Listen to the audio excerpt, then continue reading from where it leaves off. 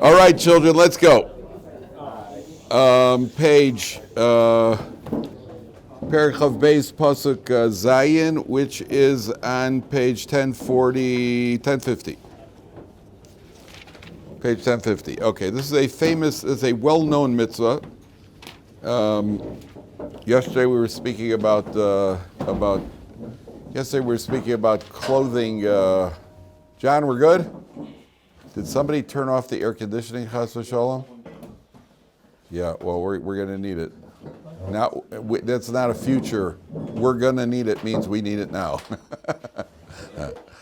Okay. I get emails from people who watch this, and they say, well, how's the air in the room? What do you call it? Yeah. I had one kid came over to me, his mother watches this.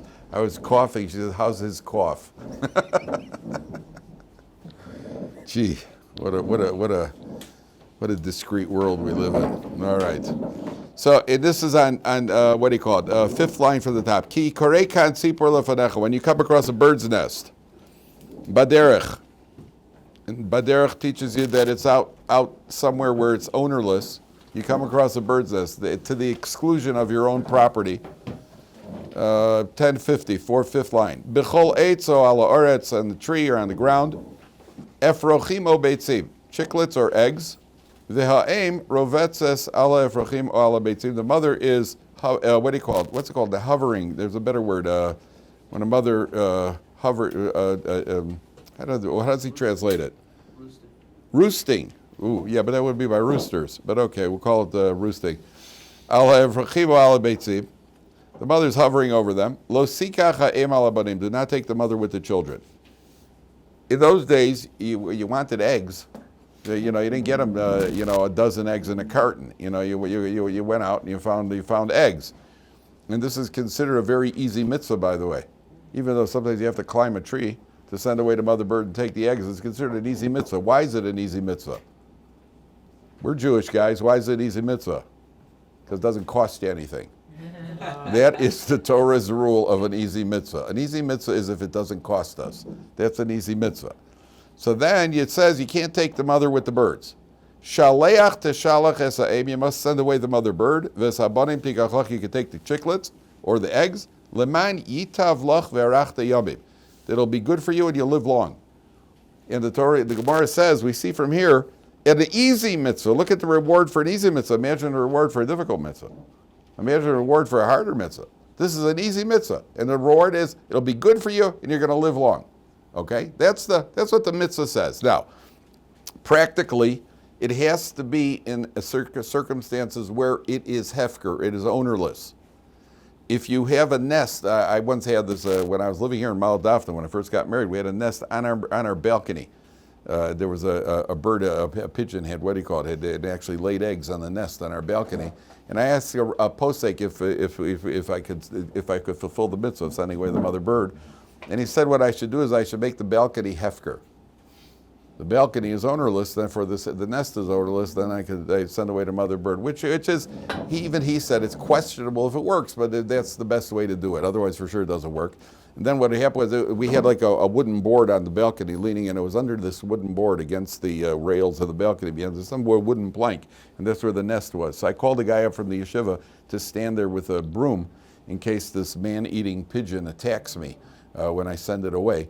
And then I just kind of reached over the mother immediately flew away. Then what I did is I picked up the chicklets. They had already hatched, and I picked up the chicklets to show ownership. Pick them up to show that I own the chickens. That's the mitzvah. According to some of the commentaries, you do it even if you don't want the eggs. You simply pick them up to show ownership simply because it's a Torah command to do it. And not only that, the Gemara says if somebody says, God, just like you had mercy on the mother bird, you should have on a bird's nest, you should have mercy on us, we silence him. Because it makes it sound like the mitzvah is simply because of mercy, and it's not. It's because it's God's decree. And we have to understand that there's God's decree. Now, where is the mercy element? The mercy element is you send away the mother bird, you take away two, you don't take the whole thing together. So, what do you call it? What's underlying this mitzvah? Why can't you take the mother bird along with the eggs? You have to send away the mother bird, and then you can take the eggs. You cannot take both of them. If the mother bird flies away, by the way, and you find the mother bird somewhere else, then you can take it. But not here while it's hovering over the eggs. You can't take the whole thing. So there are two interesting explanations here from the Meforshim. One of them is that, think about other people. If you take the mother bird and the eggs, so then you've taken the whole thing for yourself. You want the eggs, take the eggs. Send away the mother bird. Let the mother bird produce a little bit more. She'll produce more eggs so other people can benefit. In other words, think about other people. Don't just think about yourself. That's underlined. That's a basic idea here. Don't grab the whole thing for yourself. That's like many things we find in the Torah that a person, we have to be considerate and think about. Hold the questions for a few minutes. You have to think about others. Number one. Number two, and this is a lesson in general. What is the mother doing right now? The mother is devoting and dedicating itself. Why? You ever try catching a bird with your bare hands? Go try catching a pigeon. Right? Ever try catching a pigeon? Right? What are your chances? Go to jump a pigeon and catch a pigeon. Right? I'll bet on the pigeon. Right? The odds out of Vegas are 7-2 against you. I'm catching the pigeon. I'll bet on the pigeon.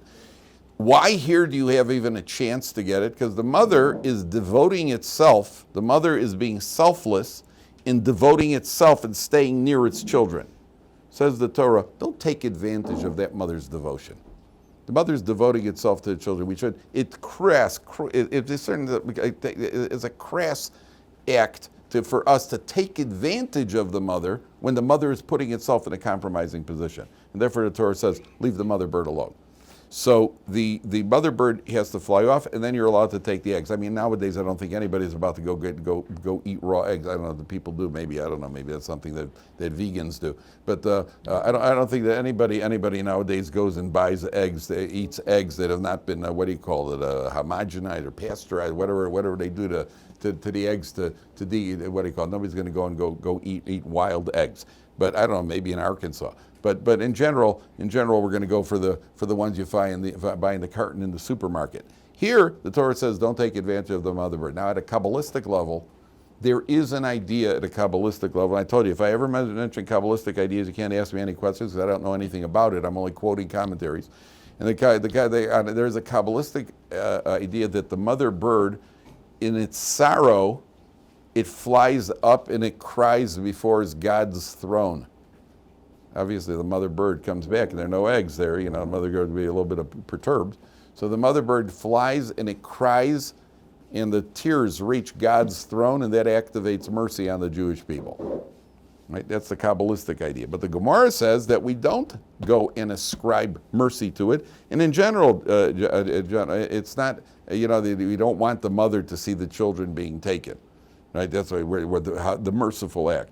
And just remember that in general, all of the things we do in Torah, which are merciful for animals, it's not because of the animals. And we've spoken about this many times. Shechita, when you slaughter a cow, do you know that in the slaughterhouse they have to check the knife, and they run their fingernail on the knife carefully, John. They run their fingernail on the knife carefully to make sure there are not even the slightest nicks. In the slaughterhouses, there's one guy that's his job all day.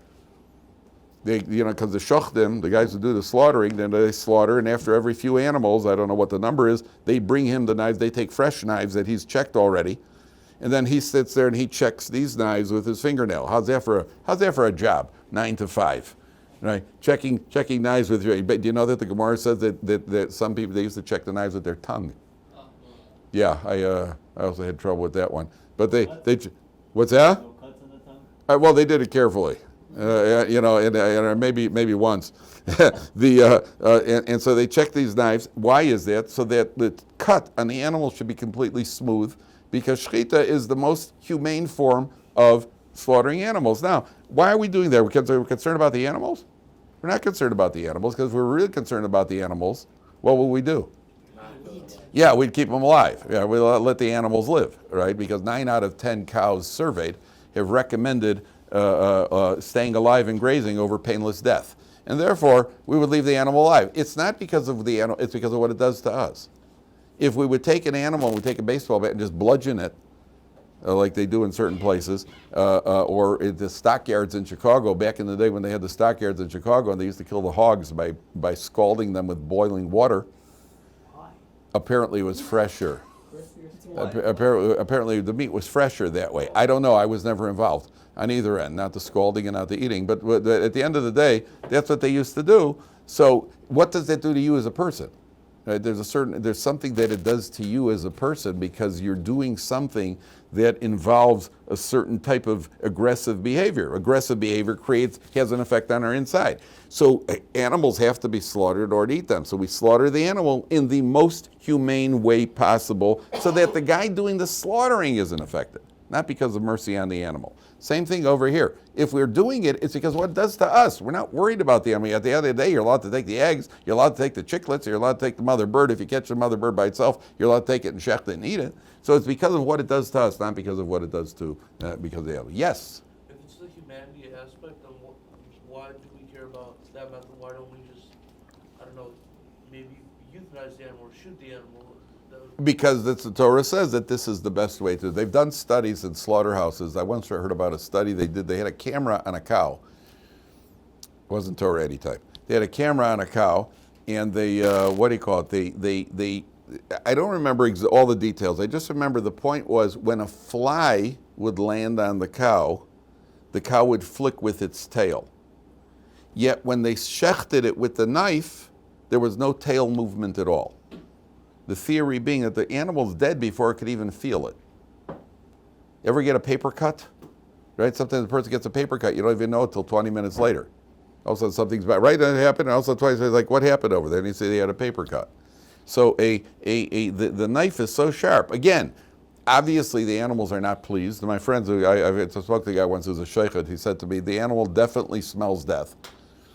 Right, the animals are not. It's not like, oh, good, let's go to the amusement park. The animals are. They definitely understand that this isn't a good thing, for them anyway, right? But at the end, we're doing it in a way that has the least negative effect on ourselves. Okay, now I want to go to the next mitzvah because this one is this is the one I wanted to get to today. Kisivna bayis chodesh, when you buy a new house, when you build a new house, and Rashi brings down over here to Chazal. That why you're going to merit to build a new house? Why would you merit to build a new house? What's the connection to the previous mitzvah? What's that? One mitzvah drags another mitzvah in its wake, but here is a very specific connection. I'll get to mitzvah goreres mitzvah. You know what mitzvah goreres mitzvah is? One mitzvah drags along another mitzvah. For example, let's say I've got a pen, and somebody says, "Oh, could I borrow your pen?" So I lend it to John. And then somebody else says to John, "Oh, John, could I use it also?" You remembered you need it. So now because I lent it to him, now you're going to borrow it. So I've done two mitzvahs. I've lent my pen. Or if you go to shul, you drive to shul, and on your way to shul to go do a mitzvah, somebody needs a ride to shul. And on the ride to shul, the guy decides that, well, could you do me a favor and drop this in the pushka? Could you put some money into the tzedakah for me? Or when you get to shul, then you put on tefillin, and somebody sees you put on tefillin. Oh, I haven't worn tefillin today. Can I borrow your tefillin? One mitzvah always leads to another mitzvah. Here, there's a direct connection. Why this mitzvah? What's the mitzvah over here? Let's see. When you build a new house, you will make a railing on your roof. In those days, the roofs were usable. And this applies only to a usable roof. In other words, our roofs, most of our roofs, I'm from Chicago, it's a roof. Most of the roofs that we have are on an incline. In those days, the roof used to be flat. As a matter of fact, the Gemara says they used to build their sukkah on the roof. So when you have a roof and the roof is flat, what's the danger? Somebody will fall off. So the Torah says you got to build a railing. It's a mitzvah to build a railing, and on that there's a whole discussion among the poskim. What bracha do you make when you build a railing? And not only what bracha do you make, when do you make the bracha? Do you make the bracha when you first start building the railing? You make the bracha when you finish building the railing? There's actually a mitzvah to build a railing on your roof. Velosasim damim beveisecha. Make sure that you're not guilty of creating blood in your house. Ki yipol hanofel bimenu, when a guy falls off. So if you have a home and you have a flat roof and a guy falls off the roof, whose fault is it? It's your fault. What's that? How was the guy on my roof? Why is the guy on your roof? You're having a barbecue. Never had a barbecue on the roof? I have. Right? What else do you have barbecues? What else are roofs for? right? So you have a barbecue on the roof. And if right next thing, a guy had a beer at the barbecue. Oh, and you have a beer and a barbecue, and there's no railing on the roof. What comes next? So the guy falls off your roof. Now, the Torah comes along and says, first of all, there's a mitzvah to build. So let's go back one thing at a time. Slow down.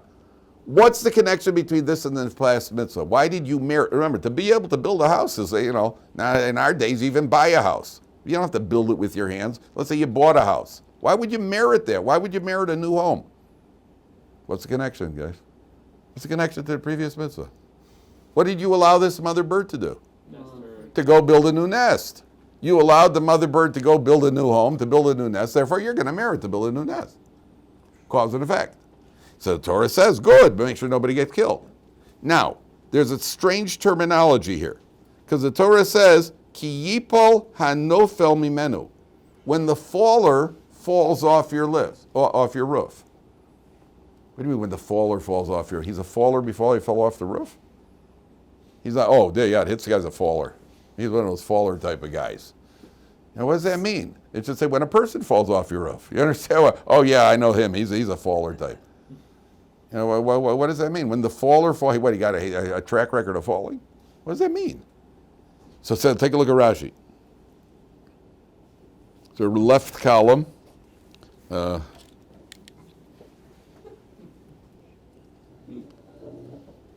is it? A left column, second line from the top. Take a look. Very careful. It gives a very important concept.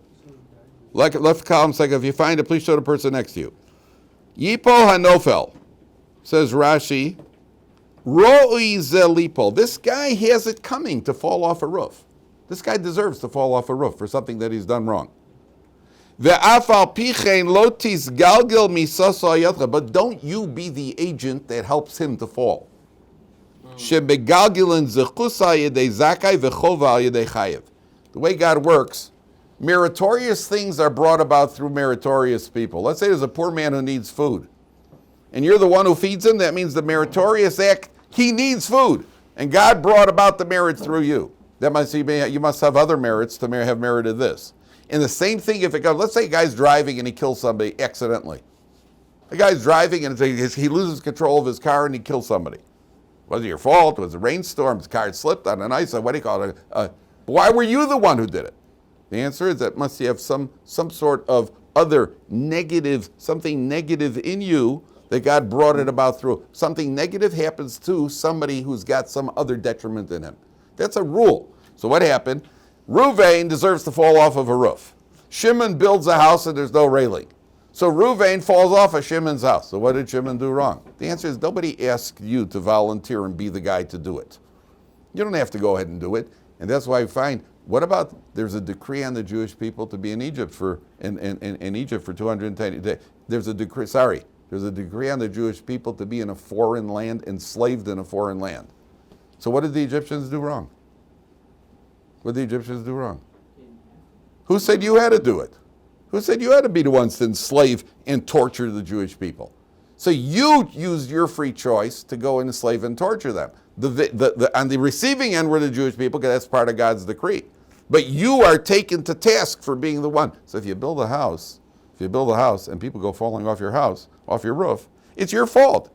It's your fault. Why did you? He could have been on a different roof. He could have gone down to an Arab neighborhood where they have stairs without railings over there and fallen over there. Why do you have to be on your roof? The answer is that obviously you have some sort of flaw that triggered off this flaw as well. Number one. Number two, this is not limited only to roofs, gentlemen. This also applies to not causing people's death in any other way. Like reckless driving would be a good example. But there are other examples. You know what another example is? What if you're a husband who mistreats your wife? I'm just using this as an example. Any similarities to real life are purely coincidental and probably not applicable. A husband doesn't treat his wife well. And she has she's distraught emotionally. And often your emotional mood affects your physical mood. And she gets sick and she dies prematurely. Who killed her? No. She didn't kill her. Oh, it's her fault. That's also her fault? I mean, the guy mistreats his wife. The guy does not respect her. He's driven her to death. Okay, he can't be executed in Beis Din for that, and he can't. But at the end of the day, the guy was, what do you call it? The guy missed constantly. I heard a story, terrible story once. You'll love it. There's a woman. There's this couple had a rotten. Husband was just a boor.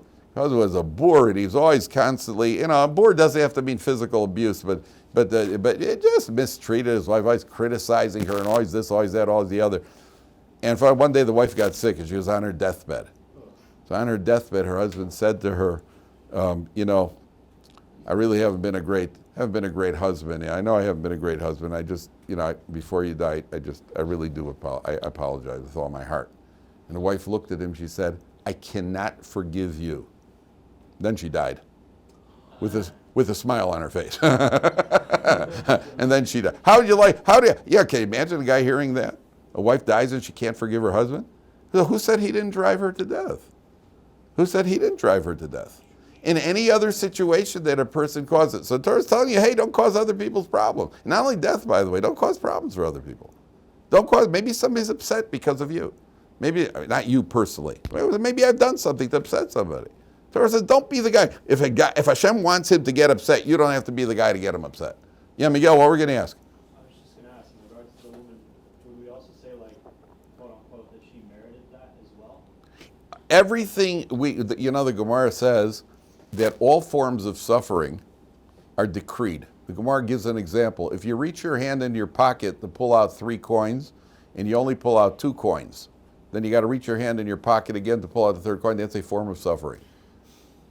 That's a form of suffering. The Gemara says, if it means putting it in your pocket, and you just have to drop it in again, that's not called suffering, because that's not a big deal. But to reach in, that's one of life's little frustrations, isn't it? Trying to get that 3rd coin out. And as you get the 3rd coin out, one of the other 2 coins falls in.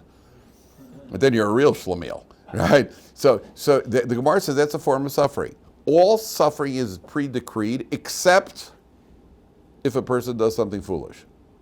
It's not pre-decreed that if you take a shower and you run out in sub-zero January weather in Chicago with your hair wet, and then a guy comes down with pneumonia 3 days later, don't blame Hashem. Oh, it must be bashert.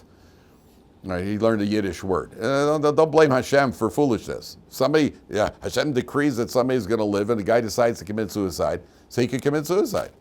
But this was imposed on her. This was imposed on her because that was right. She certainly didn't want it.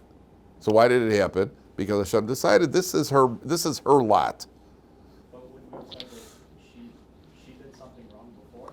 We never know why a person suffers. A person could suffer for any one of several reasons. A person could suffer as an atonement. A person could suffer as a test to see how they're going to react. And a person could suffer simply what the Gemara calls Yisurim Shel Ava, to increase their merit in the world to come. So we don't know why. We only know why it could be. We can't, in any situation, nobody could come along and say this is why. In the absence of prophecy, no individual situation could you say, I know why this happened. I think I told you, I had a friend, before I was married, I had a friend, we were walking together in downtown Yerushalayim. There was a pipe sticking out of the ground, about this high. We had just made a right turn on Jaffa Road, and there was a pipe sticking out of the ground. I don't know why the pipe was there. There was a pipe sticking out of the ground, and my friend smacked his shin on the pipe. And he grabbed his shin and he started hopping around on one foot, right in downtown Yerushalayim. So I did the obvious thing. I started laughing. It was hysterical. He looked like an absolute imbecile. And he's hopping around. About a year and a half later, I was engaged. And my wife and I were going to meet, it wasn't my fault. We were going to meet some of her relatives. So we were in Sanhedrin Murchevet, and there were 2 ways to get to the main door. You could either walk on the sidewalk and make an L, or cut across the lawn. So she walked like a normal person on the L. I cut across the lawn, and there was a pipe sticking out of the ground about this high. And I smacked myself on the shin real hard, and I started hopping around on one foot. No, she didn't laugh. No, she didn't know. Oh, are you okay? No, so she went here. Oh, I feel so bad. Yeah. No, she laughed. So she actually didn't. She said that I shouldn't be walking on the grass. That's what wives are for. Wives are there while you're in pain to tell you what you did wrong to deserve this. You're a wife. You would have walked on the sidewalk. You wouldn't. Okay, we weren't even married yet. We didn't even get started yet. We're just engaged. Okay. So I remember my first thought. When it happened, my first thought was obviously pain. My second thought as I was hopping around was, I know exactly why this is happening, right? And the truth of the matter is I don't. It could be because I used to kick my younger brother. It could be because I ran away from school when we were learning. I ran home, and it could be who knows what I did wrong. So we don't know why. We know what or it could be I'm just an absolute one of the 36 tzaddikim of the generation, and I was being, and Hashem was bringing me suffering because He loves me to increase my portion of the world to come. The odds are highly against that, but you never know, right? So you never know. In the absence of prophecy, we can't say. So here the Torah says, don't be responsible for other people's troubles. Okay, don't be responsible. Yeah, Shia, what? Just a question on the idea of all sufferings are from Shemayim except for things we cause on our own. So I often wonder about that because I've heard. What's the question? There's a degree of your own culpability that you can find in anything that happens, almost. Okay, I don't know. Once you get into the deep philosophy, you'll have to ask Rabbi Gottlieb. I'm just telling you what the Gemara says. And if a person does something foolish, if a person goes, if a person does something foolish, so there is possibly a degree. Hashem measures the degrees. Yeah, that could be. There is likely to be a chain somewhere along the chain where you did something foolish. That I don't know. It's a good question you're asking. I don't know exactly where that line, how HaKadosh Baruch Hu decides where the foolishness came in. But the Gemara says openly that a person does not suffer unless it is decreed, except for doing something foolish. And the example the Gemara gives is Tzinin Pachmin is hot or cold, meaning fevers or flus that a person gets because he's done something foolish. Sometimes a person gets sick. You got people who are who've done everything possible to stay healthy, and then they die anyway, or they get sick anyway. I don't know if you guys remember Jim Fix. You remember Jim Fix wrote the book of running?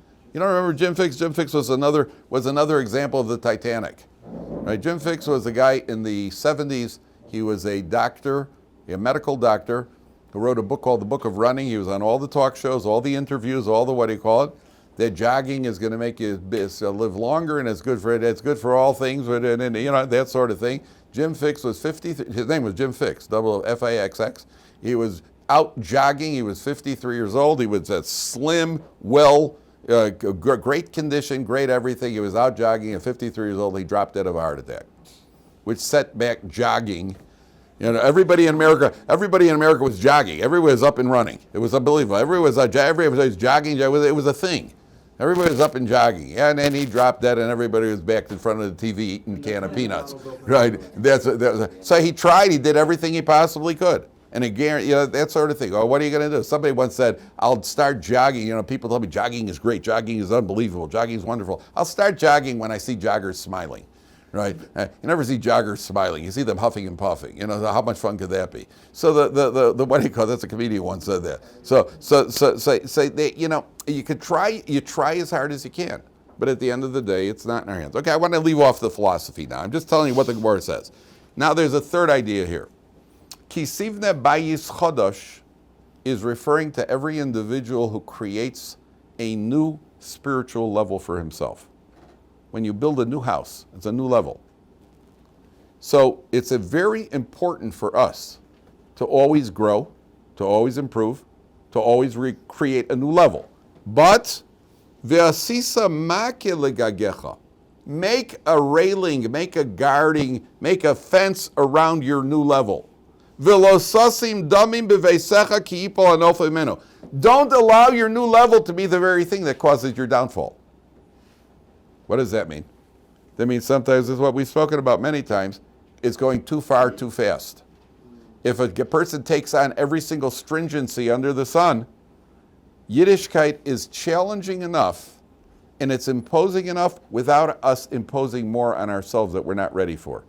If a person isn't ready to only eat the top hechsher, and he's not ready to do away with this and do away with that and do away, careful, relax. Build it. Don't allow your striving for growth to be the very downfall, which we've seen many times. Okay. And this is coming from the Torah itself. The Torah itself, that's what the commentators say, the Torah itself. We find this all over the Torah.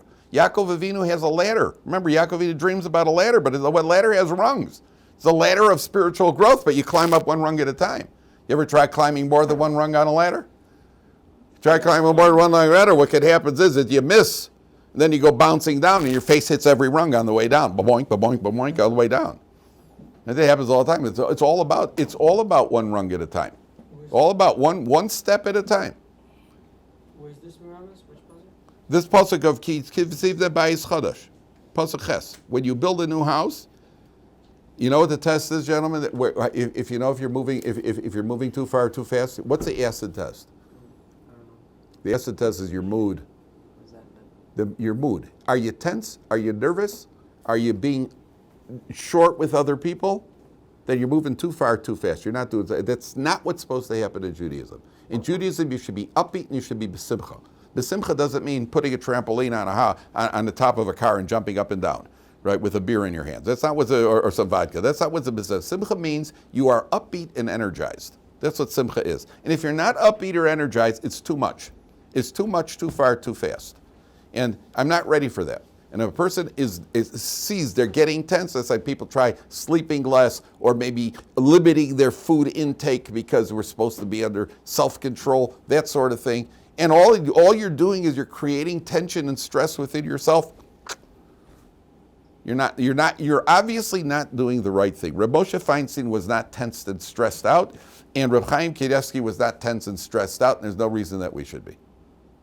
Because I told you, there was a girl once came back from Israel from seminary. You know, she was all fired up after being a year in seminary. I mean, this girl was really, she had the frumitis, you know, and she came home, and every sentence was, oh, Baruch Hashem, oh, Emir Hashem, oh, Baruch Hashem, oh, Baruch Hashem, oh, Emir Hashem. Finally, her father, this was an FFB girl, her father said to her, listen, Reb Moshe Feinstein is very frum, and he doesn't say Baruch Hashem every other sentence. You don't have to either. Right? Just relax. Just relax. Enjoy life. You should enjoy it. If you're not enjoying life because of Yiddishkeit, it's not Yiddishkeit's fault. It's not Yiddishkeit's fault. It's our fault, not Yiddishkeit. And therefore the Torah says, don't let that be your downfall. Okay, take a look at the next one. Lo Caesar karmacha kilayim. You're not allowed to plant what do you call it? A forbidden mixture in your vineyard. Pentikdash hamaleya hazer shetizro tvuas akerim. If you do, then the produce that grows, if you put, let's say you plant grain in a vineyard, I'm not going into the halachic details, but then the produce becomes forbidden because you have gone into the field, you have, you've crossed over agriculturally. The next one says, look at this, lo sachrosh v'shor v'chamar yachdav. You're not allowed to plow with a ox and a donkey together. Not only you're not allowed to plow with an ox and donkey, that means the old days they used to, do you ever see what a plow looks like? They used to hitch a plow to the oxen. The farmer would stand on the thing that plows the grain. He would stand on it to create weight. The animal would pull it, and the farmer, he's standing on something that looks like a blade.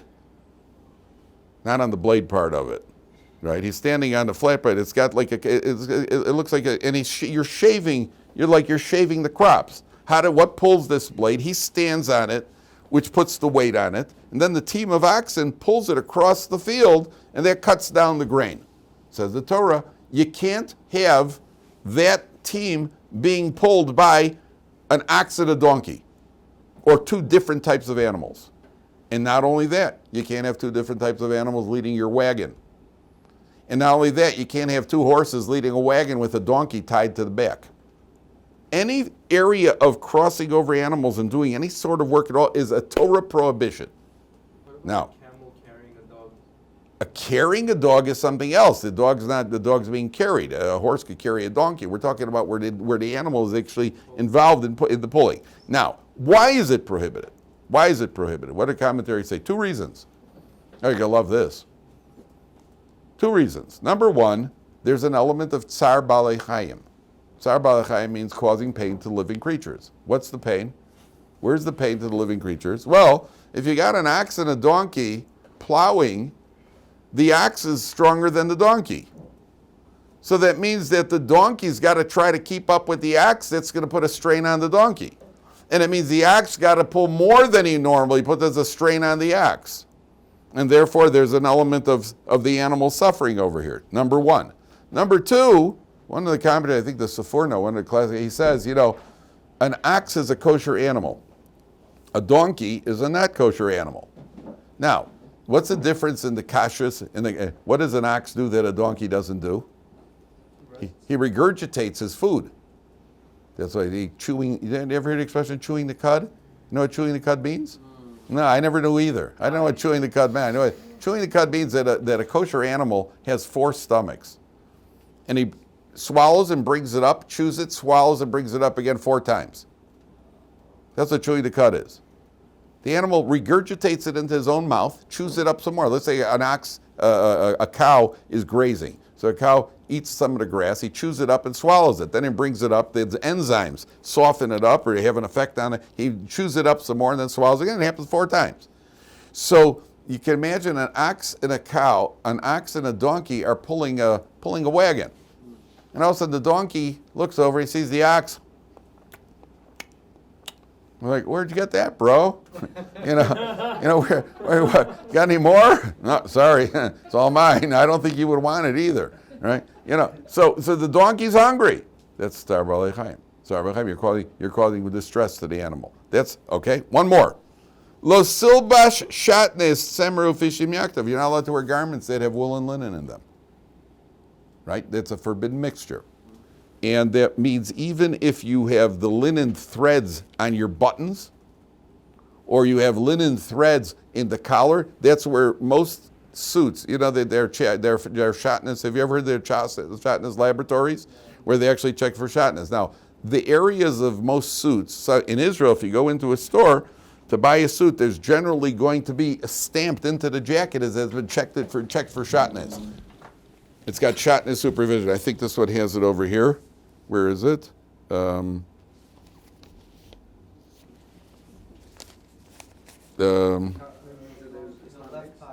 Left pocket. Is it there? No, I don't have it on my thing. I have it on the store itself. It has that they're being checked for shotness, and the label, is it there? No. There was a label, whatever it is, I'm sinning. But the what do you call it? So in many stores, many suits have the label has been checked for shotness. It's got a hechsher. That means you could eat it. It just means that the suit has been inspected for shotness. Now, when they inspect, it's usually in the collar. They use stiffeners in the collar, threads, and somewhere in the sleeve area. That's why they check for the shotness and the thing. The Torah says you're not allowed to. It's a forbidden mixture. Why? Different reasons are brought for it. One of them is because the original murder in history involved Cain and Hevel. Because Cain he offered crops. He took from the, what do you call it, the linen, what's it called, that grows from the ground, the linen, whatever it is that grows from the plant.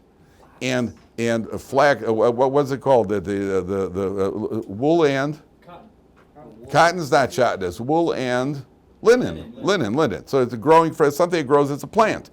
And Hevel brought wool. He sacrificed animals which have wool. So the original wool and linen created the first murder in history. So ever since then, it's had the cooties, and therefore we stay away from the wool and the linen, even though on the tzitzis it is permissible. And on the, what do you call it? And the Kohanim in the Beis Hamikdash wore it. Now, there are 5 areas, gentlemen. Name them. There are 5 areas of forbidden mixtures for a Jew. What are they? Meat, milk. Wool and linen. What's that? Lots and creatures.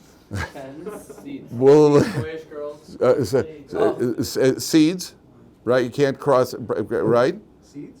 Yeah. You can't plant. What we just learned, you can't. Okay. Agriculturally, a wool, a wheat in a vineyard, and you're not even allowed to crossbreed. You're not allowed to crossbreed fruits and vegetables. You could eat it after it's been done. It's not forbidden, even though certain things are forbidden. That's not forbidden, but you're not allowed to do it. For example, what's a nectarine? What's a nectarine? A nectarine is a cross. It's a hybrid. A nectarine is what? A nectarine is a cross between a plum and a peach. Wow. You didn't either. Well, you thought it was you thought a cross between nectar and a marine, right? No, a nectarine. No. See, there's a what do you call it? There's a nectarine is a cross between a peach and a plum. You're not allowed to do it, but you're allowed to eat it once it's been produced. Okay. No, you're safe. No, guys, it's not an abomination. We're not allowed to do it, but you're not allowed to produce it. Okay, where else? 1 second. Well, stay with me. Where else? We just said you can't use 2 animals to plow your field. Can't do work with the animals, and you're also not allowed to crossbreed animals. To mate animals to cross mate animals. For example, a mule. Where does a mule come from? A horse and a donkey. Right? A mule comes from a horse and a donkey. You're not allowed to produce mules. Once they're produced, you're allowed to use them, but you're not allowed to produce them yourself. Okay? Now, what you look at is, Dylan, you made a joke, but you're going to see it's not such a joke in a second. Because look what the Torah forbids. When you get up in the morning, the first thing you do, you put on your clothing. And there's a reminder not to mix wool and linen. Then you go to eat breakfast. Yet there's a reminder not to mix. Then you go out to work with your agriculture. There's a reminder not to mix. Then you go out to plow your field. There's a reminder not to mix. And then you go out to work with your livestock. And there's a reminder not to mix. That means everywhere you look in the course of the day, your food, your clothing, your agriculture, your work, everywhere a Jew looks, there's a reminder, don't mix, because ultimately is to get to the point of we don't mix with the other nations. Wow. That the Jew does not mix with others, not physically and not ideologically. That means whatever their mishigas is, that's not part of our culture. They have their ideas of life, we have our ideas. We don't mix. Question, go ahead. So we want to say that Parsha's Seitzei is about the war with the Yetzer Hara mainly. Is there an idea here that the main strategy of it is to get us to cross boundaries, to get us to sort of try to put things together that shouldn't be put together, or delve into the world to an To the extent contrary, we don't want to put things together that shouldn't be put That's together. what I mean. That's the strategy of the Yetzer Hara. The strategy of the Yetzer Hara, yes, is to cross over and take listen, gentlemen, anything that's not good came from the outside world. Any ideas that we have, anything that we shouldn't be doing, came from outside, because the Yiddishkeit is all about what we should be doing. And if we shouldn't be doing it, the Torah says don't do it. So if we're doing something we shouldn't be doing, it comes from somewhere else. That's what the Torah says, don't mix. That's the underlying theme of the Torah. We do not mix with others. We're not. What's interesting is, if you listen to Jewish music, some of it which could actually be called Jewish, but if you listen to Jewish music is always affected by the culture around. Right? Eastern music sounds very much like the Eastern countries, and European music are what the Jews in Europe. Do you know that there are Hasidic tunes? Have you ever been to a Tish? You ever been to a Hasidic Tish? You know, whatever. Do you know that many of those tunes actually came from either Russian army marching tunes, or that's what they were adapted because they felt that there's nothing wrong with the tune, and the tune could actually be very what do you call it? What's that? Russian, you're right. They were either Russian marches. Some of the Zmiris you sing on Shabbos sounds like it came right out of a German beer hall. You can't see a guy with a big mug. You know, we sing. What do you call it? The Derori Cross, the Johnny Come Marching Home. Everybody. That's what